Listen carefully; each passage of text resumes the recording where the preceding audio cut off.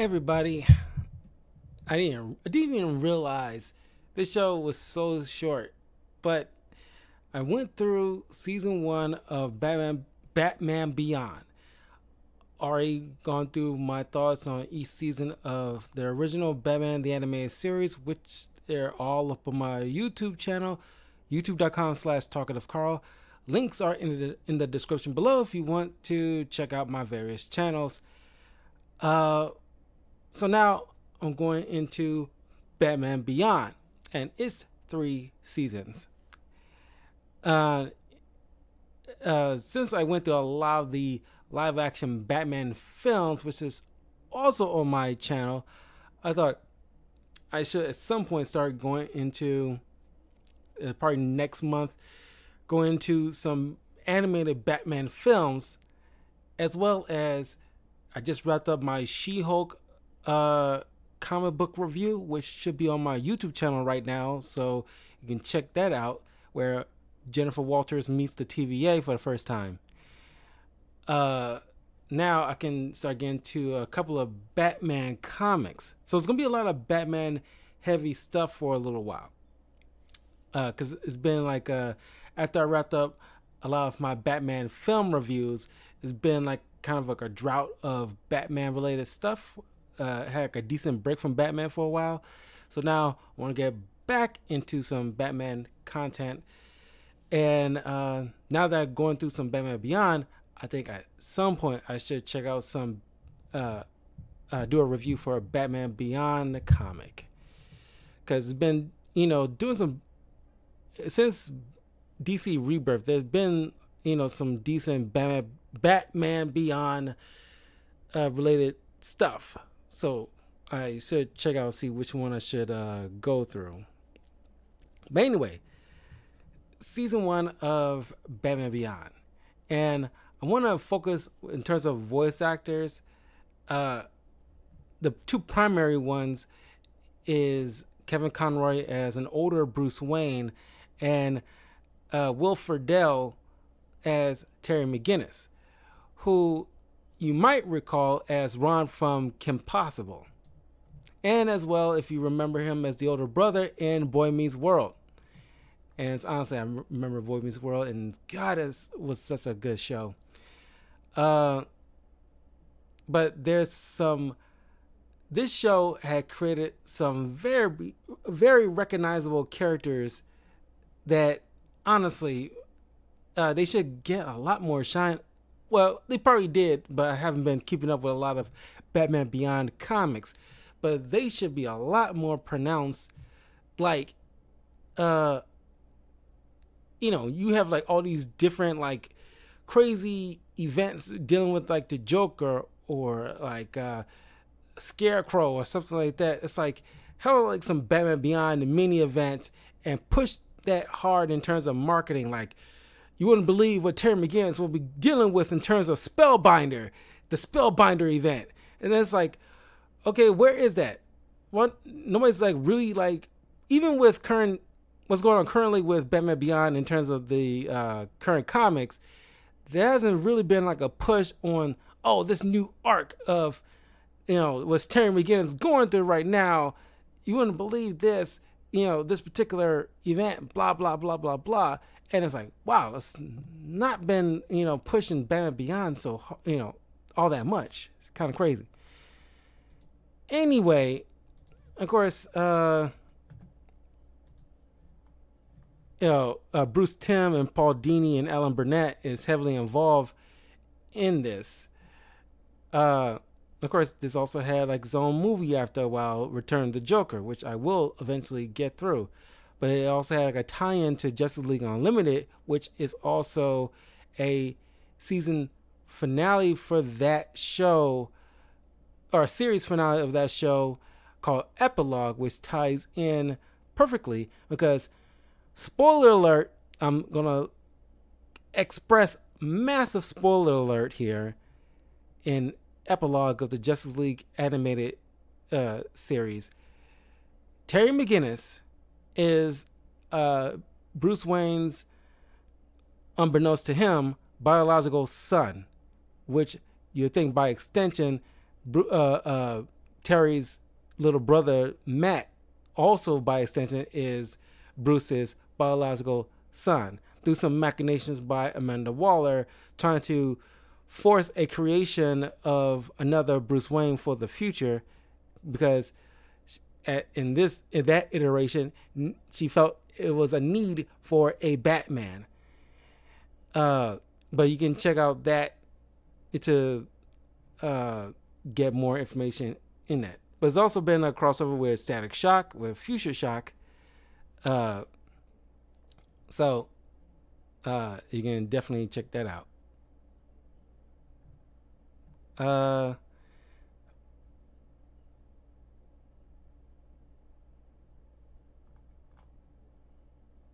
So yeah, we got Cree Summer as Terry's best friend Max Gibson.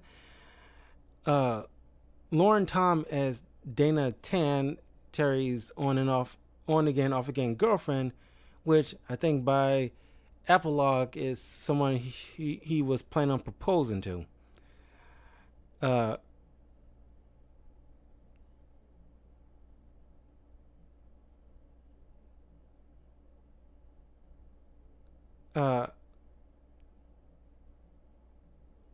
In the first two seasons, Stockard Channing was the voice of Barbara Gordon, an older Barbara Gordon, who's now Commissioner Gordon of the future. But then I guess maybe she passed away, so Angie Harmon took over the voice for Barbara Gordon.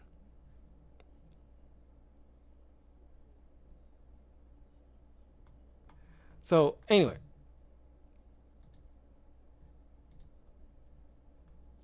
so it's kind of ironic. I have to look this up. It's 2019, and Bruce, who I imagine maybe in his 50s, pushing 60 at this point, is was starting getting gray hairs now, and he still's run around as Batman with an upgraded bat suit, the Batman Beyond suit, and he's trying to save this kidnapped heiress woman from these crooks. And while stopping them, he ends up having a heart attack. And it getting so bad to the point where he's about to get killed by one of these guys.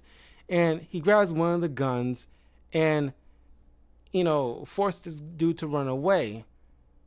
Which, obviously, given who Bruce Wayne is and his origin, he completely had like a nervous breakdown, because he swore when he started this mission years ago, he swore he'll never use a gun. And the fact that he had to, in order to save his own life, he didn't fire it, but he still, in his mind, he broke his own rule.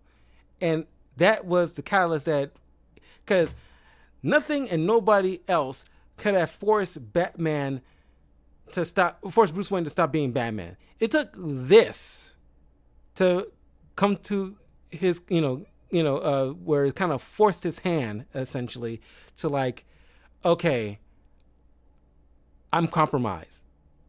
I literally was going to, we don't know if he was willing to pull the trigger, but it put him in a desperate situation where he had to, just for self-preservation,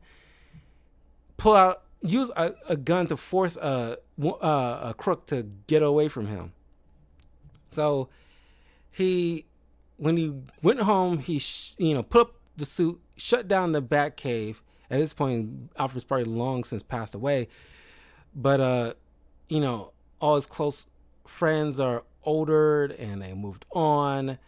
So he, at this point, shut everything down and just relegated himself as just his Bruce Wayne side.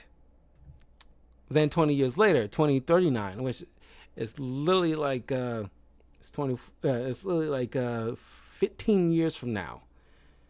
Hell, I'll be in my 50s when that rolls around. My God. And so now the Wayne industry has been, which by the way, in a Batman Beyond comics, or even current like mainstay uh, uh, Batman stuff, you hear or see certain stuff in terms of like Wayne being taken over by Derek Powers, who's like the main bad guy for Terry McGinnis, and by extension Bruce, uh, has slowly and steadily, you know, taken over, and now instead of Wayne Enterprises, is Wayne Powers Corporation, where it completely shifted from what Bruce wanted to use his parents' company for, and now is doing stuff that, as many times that Bruce avert certain things from completely being abused, it still has turned into something that Bruce kind of hates, where Derek using like Wayne Powers to manufacture weapons for various people, not even just with like the American government, just for anybody.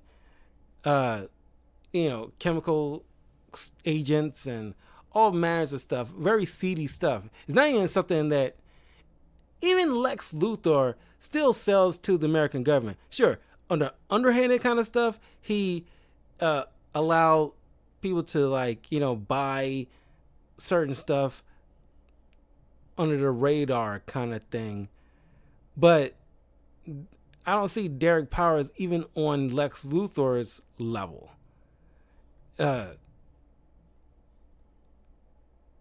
And one of the employers goes to Terry's father, Warren McGinnis, with some vital information, and it turns out like there's some chemical agents that Derek Powers is about to that invented and try to sell to some, probably terrorist people, whatnot.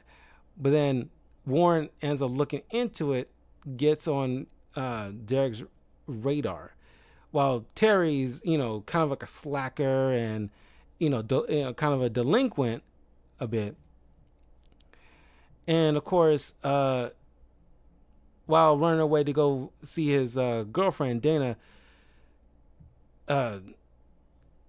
Derek's right-hand man, who voiced by Joyce Takei, mind you, goes and brutally kills Warren to try to find this mysterious disc that Terry ultimately ends up finding later on.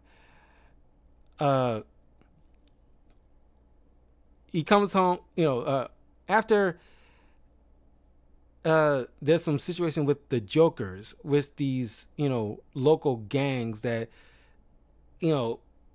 take on the image and ethos of the Joker and try to wreak havoc and cause like, calamity, not on the same scale as Joker would, but they still like, like causing mayhem and like just a bunch of bullies, essentially.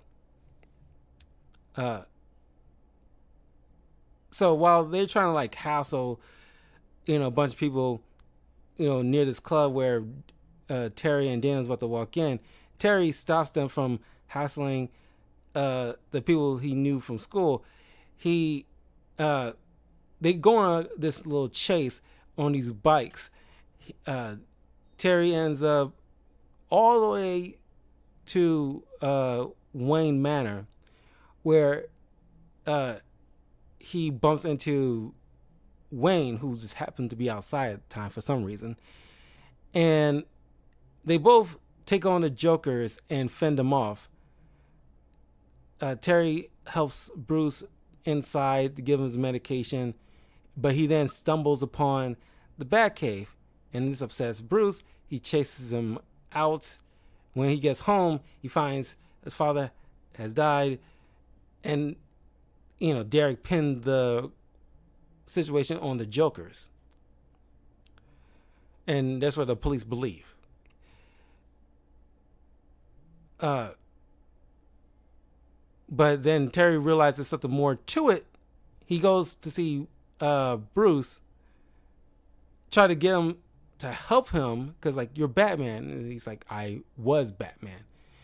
He ends up stealing the suit, the iconic Batman Beyond suit, to investigate uh, uh, Powers to see what he knows. Then he get caught by a bunch of security officers. Bruce finds out that he took the suit. He goes on communication and says like, "Come back with the suit, or otherwise there'll be consequences."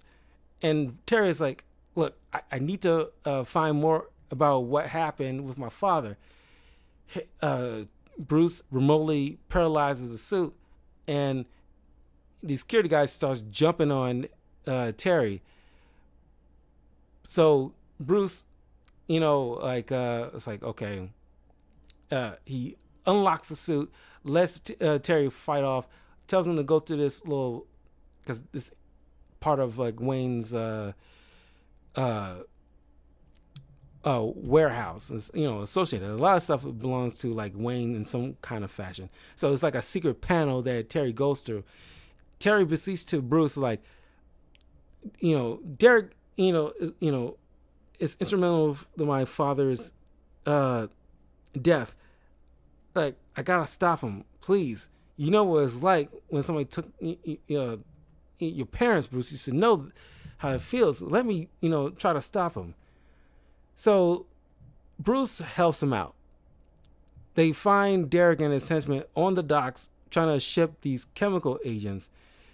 While Bruce fighting these guys, one of the canisters goes off. It affects Derek while Terry fights off the henchmen in this little ship thing that ends up crashing into the water.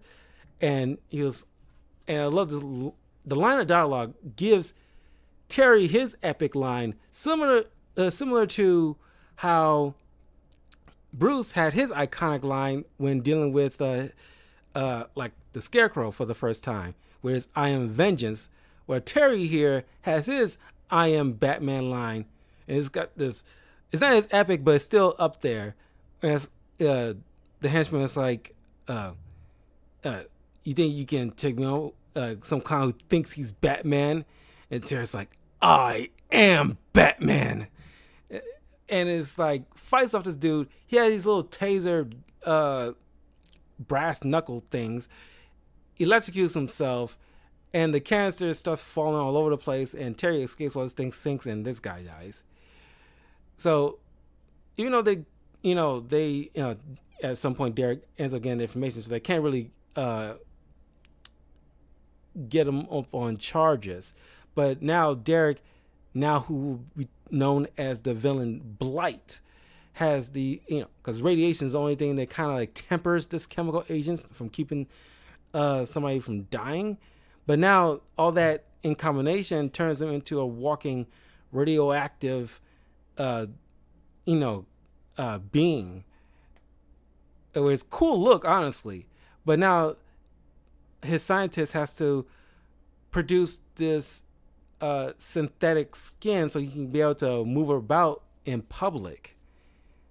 But over time, those stuff won't last long because his powers keep building. So he has to eventually find a substitute in order for him to be normal again.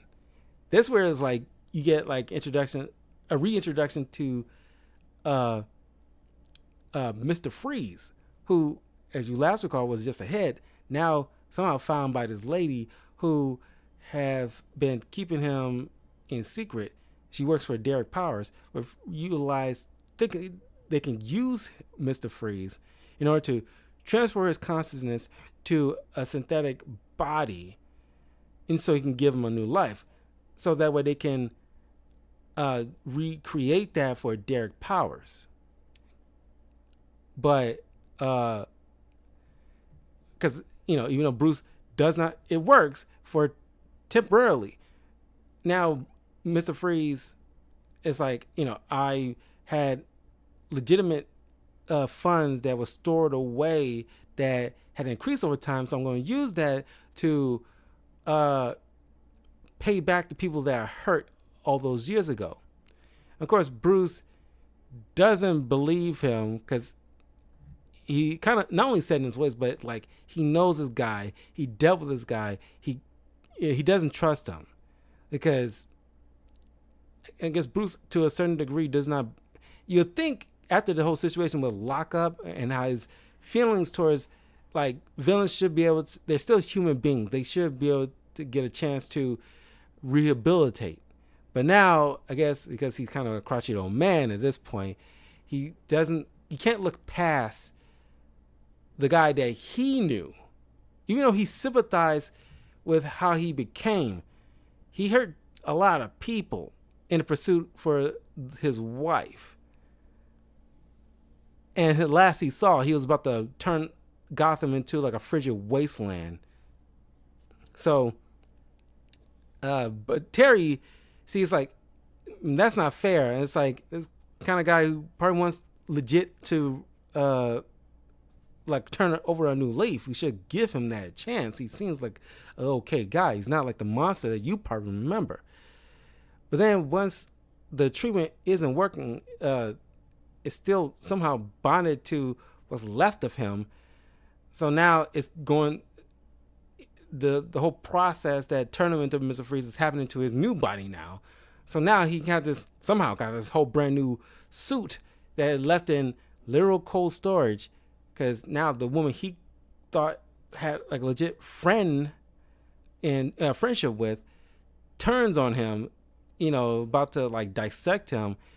He escapes and kills her, literally like freezes her to a point where it's probably just dead from like the sheer, because it's up close frozen. But you get a cool moment where Blight and Mr. Freeze, hot and cold, going up against each other. It was like, it's kind of insane. Of course, Bruce and Terry doesn't know that Blight is Derek Powers at this point. But it was like a cool moment where this is like sudden to Mr. Freeze, because he never had to deal with like a legit powerhouse like this. He's always, for the most part, been like, the strongest villain that, aside from maybe Bane, that Bruce ever had to tangle with. It's not superpowers, but it's still a technologically based power that made him like upper tier scale of an opponent. Now he's dealing with somebody with a legit power base that can really give him a run for his money. And it's kind of fun to see this. But then he helps Terry fend off Powers, but he uses Powers to tear everything down so he can finally die like he always want to. He finally want to meet his end. So Terry and Bruce understand that they both were right, so now it's like a final goodbye of this version of Mr. Freeze, at least. It was one of my favorite episodes of this season, honestly. But we also get like Spellbinder, which is kind of like the equivalent to the Scarecrow. Instead of like using chemicals to induce fear, this guy is all about illusions. So I guess it's kind of like Scarecrow mixed with the Mad Hatter in a way, where it's like a tricking of the mind, where he,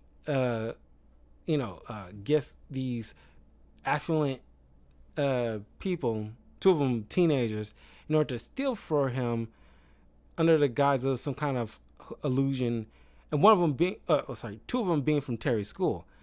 One of them a girl that's best friends with his girlfriend. And now he's wondering like, okay, who is the Spellbinder guy? Through in the one of the bouts that Terry has with this guy, Bruce, through the visual link, sees that this guy is like uh, using some kind of like techno- technology in this kind of like eyeball kind of thing. And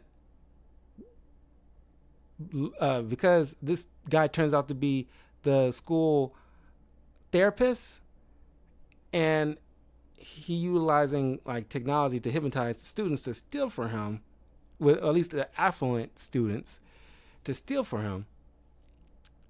And Terry, who this guy literally like glommed onto because like, oh, I hear you work for Mr. Wayne. That must be very interesting. Tell me more about it. And so uh, Terry, under hypnosis, starts stealing stuff out of Bruce's house, thinking it's like some kind of shopping, like shopping spree type of game shows, or like get like the highest worth items that you can to win like the big prize money. But thanks to Bruce knocking him out, coming to his senses, he changes into his Batman suit, goes out and deals with Spellbinder and stopping him. We also get the introduction of one of my favorite villains, Ink, who is this inky shapeshifter, kind of like a version of Clayface in a way. Uh, Except she always got this black, ooey kind of appearance. And she's like a mercenary that's hired by Derek Powers to, take out like competitions and everything like that. She tangling with Batman. She ends up sneaking on board to the flying Batmobile, which is honestly a good looking Batmobile, and ends up finding the Batcave, but doesn't know who these guys are, because you see like Bruce wearing his little gray ghost mask thing. Nice little callback to the Batcave has like nice little callbacks to previous villains, like the Penguin's suits and like the puppet from the ventriloquist, even though that thing should have been wood chippers. So it's kind of wild that he had that. But anyway, they end up stopping Ink by freezing her. But she ends up coming back, where this dude who's just like a lonely dude who, while like running maintenance in this room where she's kept in cold storage, feels unappreciated and looked down upon, and he was just feeling lonely, and he sees some kind of weird kinship with Ink, where he's just confessing all his like grief and like what's going on in his day, things like that. But as soon as like, don't know why you don't know you're being watched on security cameras at all times. It's kind of weird. He's getting shocked by his boss, who fires him, thinking like he has like a very weird fixation on this imprisoned criminal that's literally frozen in ice. Which, okay, here's what I'm thinking about. Okay, yeah, it's weird, very weird, and probably should be caused some concern, and maybe this guy should be probably suspended and seeing like some kind of therapist or something. But I don't think that was like a fireable offense. He's still doing his job, which is the main thing.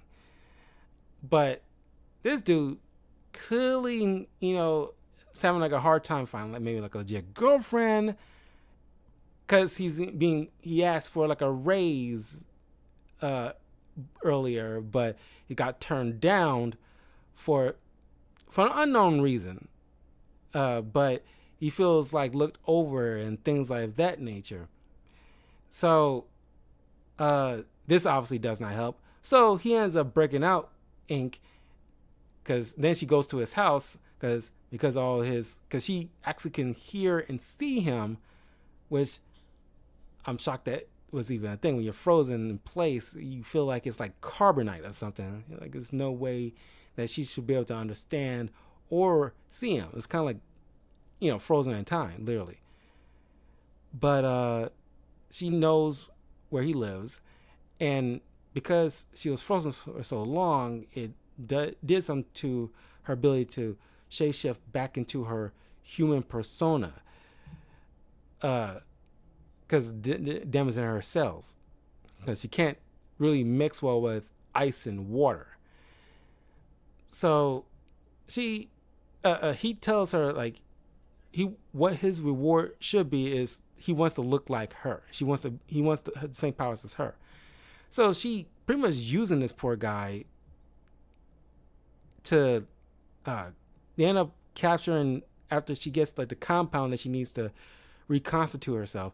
They end up capturing Batman and forcing Bruce to don this other mechanized suit, which he didn't use because it messed with his heart. It was too much for his heart, but he used it in order to help Terry. So he actually get like a fun moment which won't be the first time, or at least won't be the only time, where you have Terry and Bruce teaming up, and you get to hear like the classic Batman the Animated Series theme play out as we get to see like Terry and Bruce team up. It was really fun.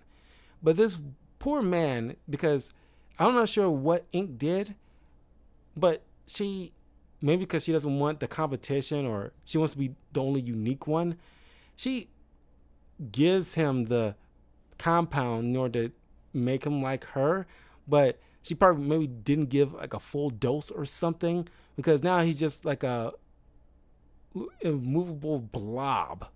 And there's kind of grotesque moments in this show, and there's quite a body count in this show if you didn't notice. They definitely push certain boundaries, which is very, very cool. But you see this poor man as like a blob of himself. She promised. She promised. It's very sad, but because of him stalling and messing with her substance, entangling with her, it gives Terry the time he needs to let out a batarang, hit the skylight because it's raining, and let all the water, disrupt Ink, and she ends up escaping through the sewers. Won't see her for a while. And now, in a kind of a cruel twist of fate, now he is locked up in some kind of, not frozen, but in some kind of cage thing, and now he's being looked after by this chatty woman who's kind of like a frumpy woman. But if things didn't turn out the way it did, this dude could have found some kind of kinship and possibly love with this woman. But now it's got this, woman who's feeding him, like nursing him essentially, and starts going drolling on about her day. It's kind of like a poetic justice in a way. This is very sad, and it would have been nice. We never see this guy ever again, but it would have been nice where this guy tricks this girl into giving him the right amount of the compound so he can be a male version of Ink and seek out revenge against Ink and Batman for what happened to him. But maybe found like a legit, unlike Ink, appreciative of this woman, but still used her. That would have been like a cool like extra episode for this guy, because I feel bad for this guy. This guy didn't, he just wanted to be, appreciated and loved. What that sounds like we get this awesome, not one of my favorites, but looking back, got this kid named Willie Nelson who's been bullied by this Flash Thompson type of guy at Terry's school, who this kid, has been pushed around too much, not only by this bully, but his own father, because he calling him like a wuss and everything like that. And obviously it is messing with this kid's mental state, where his father's a construction worker. So in the future, construction is done by these giant robots called golems, and people use headsets in order to get them to do stuff. Willie has to end up using it to try to take out, I think Nelson is the bully's name. Willie Watt, and that's the kid's name, and Nelson Nash is the bully. And uh, after Batman takes down this thing, it causes like a electrical feedback through the helmet, which resulted in a mental connection with this golem. Now, Willie Watt is mentally controlling this golem to take out Nelson and the girl that's best friend with Dana, because she really was using this kid in order to get back at Nelson because he didn't protect her when this robot was about to attack. He just ran off like a coward. So she is just like a fickle teenage girl at that time. It's like hot chick of the time, and think nothing of anybody else's like plight or reading the rooms. Like those kind of like popular girls, the mean girl popular girls, and not acknowledging the fact that I probably should be using this kid or stringing him along, but she ends up doing that, and he summons the golem to come after them. Batman stops this kid after he puts down this robot for good. But Willie ends up going to juvie, and now we see him actually got some kind of technopathy ability, where you see him messing around with the TV in the in lockup, and not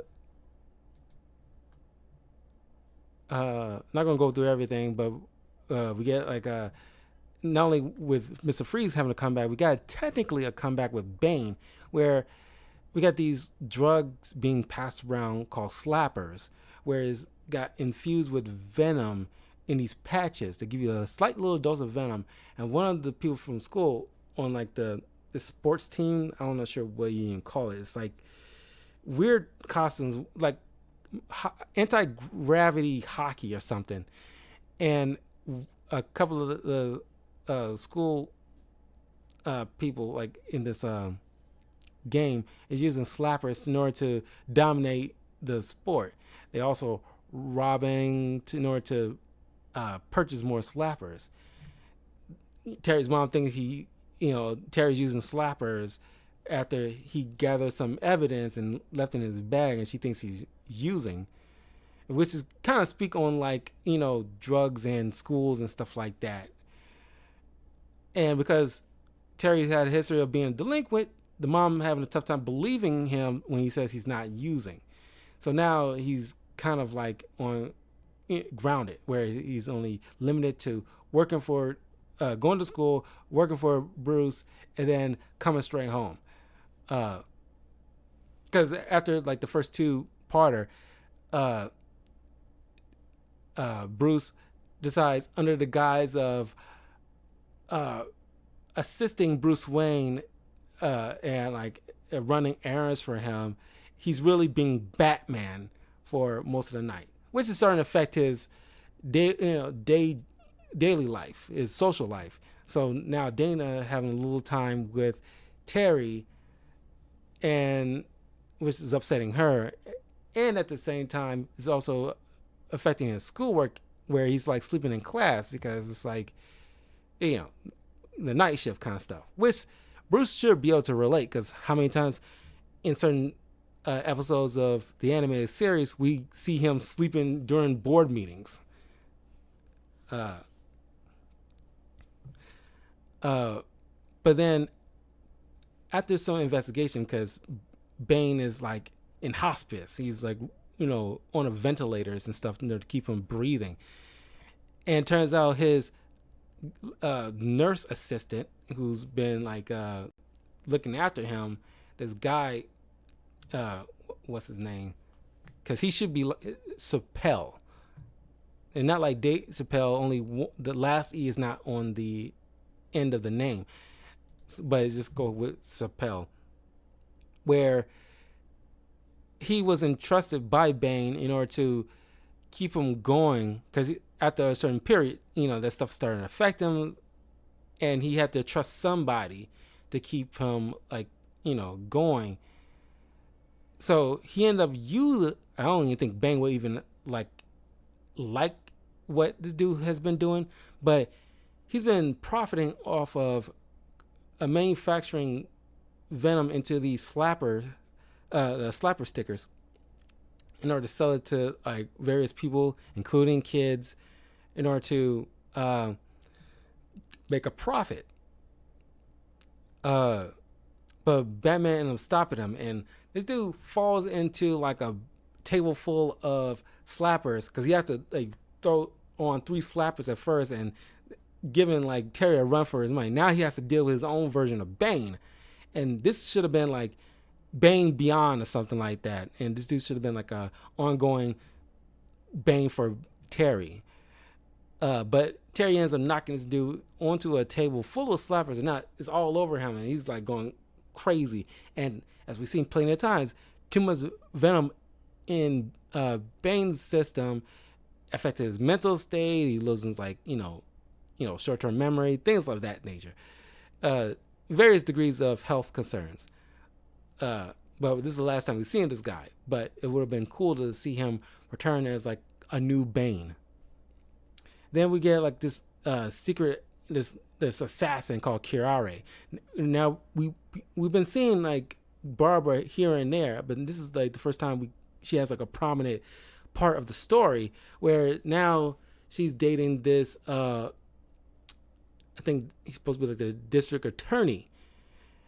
This Johnny Cochran looking dude, and of course we get a little insight that Dick Grayson and her tried to make things work, but it didn't. It felt more like puppy love, as he called it. But then when Dick decides to move on doing his own thing, and she stuck around with Bruce, him and her is starting to like eventually form like a relationship. But that fell through, which in that Killing Joke animated movie tried to like wheel that in because like, oh, the director's like, oh, I remember this, so let's finally put that into fruition. And it just felt so eerie and creepy, not in terms of the age difference, even though some people might want to use that as an argument. I am not. They both are adults. But the only thing that's eerie about it for me is, and at least many other people, is the fact that this dude is pretty much like a second father to, well, it's like a second father, but it's just like he knew your father. They work with each other. Is pretty much like, you're pretty much like being employed by a best friend of your father that you end up banging. And it's kind of like, and they banging on top of it. Every time I think about it, it makes me want to puke. It's like, oh God, it bothers me so. And it's not because the age difference. It's just the fact that it's just the work association. And the fact that you had hooked up with Dick Grayson. And it seems like I'm sorry to say, you feel like you're just like, I'm not saying you're for the streets, but it's just saying like, that is too close an association. It's like you're working for a company, and it's like a small business. It's like, imagine like a small business, like a bookstore, and you're brought in, and it's like the main boss and the guy that he hired a couple of years prior. Then you come in and y'all work together as a unit. Then eventually a third party comes in, Tim, and stuff like that, and y'all pretty much working as a unit. You end up getting a relationship with the first kid that started working there, and everything's all hunky dory, but things fell through. He eventually quit and moved on, and then you starting to bang the boss. That's how it looks to me, and it seems like and the boss knew this, and it's like too close in association with each other. It's like darn near incestuous, and that bothers me so much. It's the worst part of that film. Oh God, it's so gross. And they try to roll it in because this episode mentioned it. Anyway, they try to stuff this, assassin who has this mask on, and you don't know what this person looked like. I think I tried looking up years ago. I think she had some kind of crazy scar or something like that. And Kiara's, it's not like it's kind of like the League of Assassins, but like for the future, I guess, but not literally the League of Assassins. But Kiari comes from this, assassins group where nobody fails at their mission, and anybody ever fails, they send one of their own to kill that person that failed. But Kiari's one of the best. Nobody's ever failed. So now, thanks to Batman, she failed. But we also get to see like Batgirl actually use a batarang to help stop Kiari, and it's like awesome scene where she just still got those skills, and Terry has so much respect for her. It was a fun episode. Then by the end of in episode 13, we see like Ascension, where Derek Powers, he can't keep his blight powers a secret anymore. Where now that his synthetic skin is not lasting as long as it used to, because his powers keep enhancing, he calls in his son. What's this guy's name? Paxton, in order to so he can give him orders behind the scenes, but he has to be the face of the company now because he can't like do it himself anymore. But Paxton, having probably like a rough upbringing with Derek as a father, now he is just like a horrible person in his own right. But now, once everything is out, Derek has to go hide out. Where now teaming up like a sort of a team up with Batman was he literally brought out an old bat signal in order to get Batman's attention, and he destroyed it. Well, it's like, damn, you could have just used it, but I doubt Barbara wanted to use it because she has like a falling out with Bruce, but still has like a friendship with, but she wouldn't be using like a back signal for him, especially if she can just call the guy up anyway. So it makes the use of a back signal pointless, but it's kind of fun to see. But it's like, oh, my father, like, he's sick. I have this machine. It can soak up the radiation, so that way it can weaken him, so we can give him some help. But Bruce knows, like, this dude, I can read people. This dude can't be trusted. But Batman lures, is on his merry chase inside the sub that is like, lead line to keep the radiation at bay. And they set a trap, but Paxton is attempting to murder his own father. Batman stops him, but he ends up running away, and seemingly Derek ends up falling with the ship, but his body has not been recovered. But now, like, Batman tells Paxton, like, yeah, they know. They never really found the body, right? So I will be worried about that. Just food for thought. But yeah, that was Batman Beyond Season 1. A fun season, a fun little entry into the series. But I'll be getting right into Season 2, which is the longest season. And I'll give my overall thoughts on, certain episodes and things like that. But honestly, I think Meltdown, Spellbound, Shriek. That was another favorite episode of mine. The introduction of this guy who was this inventor working under Derek Powers, who invented this sound suit that he thinks he can use for construction, because save time for construction. But he thinks he can use that to assassinate. Derek said he can use that to probably assassinate my rival. And it leads into like an awesome battle between, because he used it to try to, because you can use a lot of stuff for sound, and he tried to use it at first to manipulate Bruce's mind, thinking he's gone crazy. After Bruce tries to preserve the crime alley where he lost his parents, and Bruce gets injured and hospitalized, but there's like a little machine that's in his little patch that's on his head that's supposed to heal. it manipulates his mind, thinking like, oh, I'm hearing things, and trying to convince him like and it's a fun little dialogue with Bruce and Terry. Is like, I know it wasn't me in my head because the voice kept calling me Bruce. In my head, that's not who I call myself. And I was like, what would you call yourself? And it's like, clearly he calls himself Batman. And it's a fun little, report from retort from Terry. Is like, oh, I guess you would, but that's my name now. And it's like, God, I love the banter between Kevin Conroy and Will Ferrell. There's really great chemistry between these two.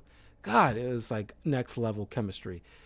It's right up there with like Kevin and Mark Hamill in terms of chemistry, and like Kevin and Arlene Sorkin or Tara Strong. It's like, God, it's just like, it's like a tennis match. It's like back and forth, and it's so seamless. But when Terry fights against Shriek decides to try to one up him and it's a great sound design, great use of sound, because he's dealing with somebody like Shriek who used sound as a weapon. He uses his suit to blot out an radius of sound between him and Terry, and it's just dead silent. And then he turns like a dial so he can only hear or hyper focus on Batman's footsteps. And you see, like, I kind of wish they could have left it where it's just dead silence, but according to like behind the scenes, the director like didn't feel like the audience would gravitate towards just automatic dead silence. They gotta be able to hear something beyond just the footsteps, so they included the second part of the fight with like a musical score, but kept other sounds from the fight itself blotted out. But I would have been all on board with just none but hearing Terry's footsteps, because that is just like how disorienting that is, where you just cannot hear anything that's going on behind you, and you end up bumping into stuff that would have alerted you if you heard the sound. But it was like an awesome fight. But then, thanks to Ace the Bat Hound's here. It's the first show to actually have him very prominent. But thanks offering to some level of distraction, Terry gets a batarang and lobs it at the guy's face, short circuits everything on his helmet. Now, all the sound that he blotted out kept running in all at once, completely deafening him. So it's kind of ironic, but it was like an amazing episode. It was one of my favorites. But yeah, that one's really good. I like the first two parters, but it's like what we got after it kind of really elevates them above it. But it does set the tone of what's to come. I like the Ink and Shriek, probably my favorite, Batman Beyond villains. But we're going to get to some more new villains in the second season, like that Hunter. It's pretty much like Terry's version of Kraven the Hunter, which I can't wait to get into with that one. But that was season 1. Let me know what you guys think of Batman Beyond season 1. Which episodes there were your favorite. And I'll see you guys in a little bit as I get back to reacting with a couple of Destiny 2 arcs cutscenes, because I kind of skipped last week for personal reasons, but I'm ready to get back into it so I can eventually wrap this up to get into something else. But anyway, like and subscribe, follow me in the links in the description below, and I'll see you all soon. Peace.